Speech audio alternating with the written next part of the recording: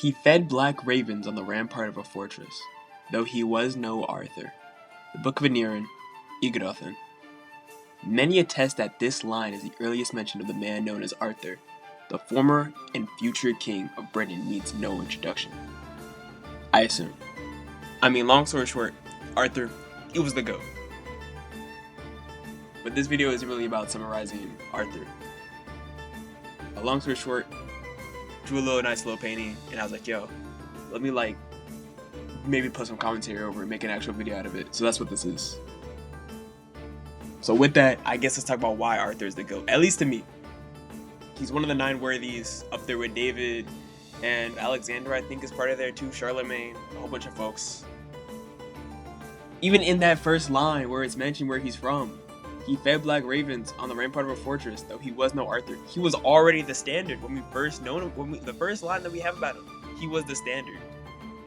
Is that not dead? Okay. Anyways, he's the LeBron of knights.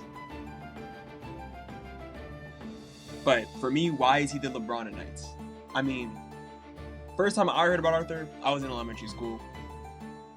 Maybe it was an acting troupe. I don't exactly remember or recall too much, but they came to my school, they did a nice little play, Sword in the Stone, and I was like, wow, that was kind of cool.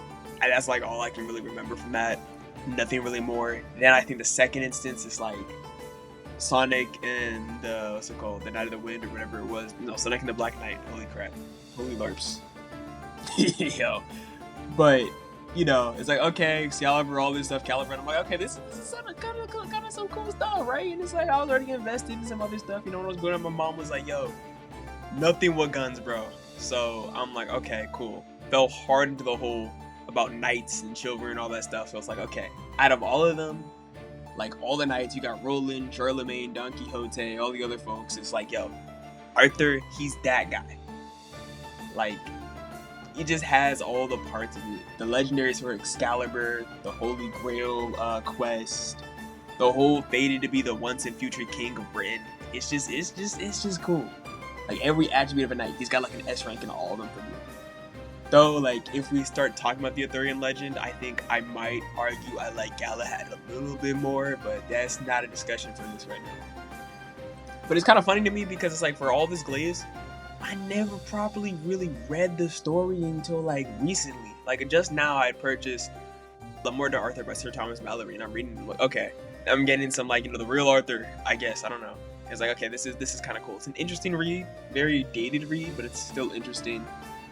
There's a lot of use of the word smote him down. The battles are very more tracking stuff like that here and there, okay, he hit this guy, he horsed this guy, this happened here, whatever, yada yada yada. But it's also just okay, that's kind of sick.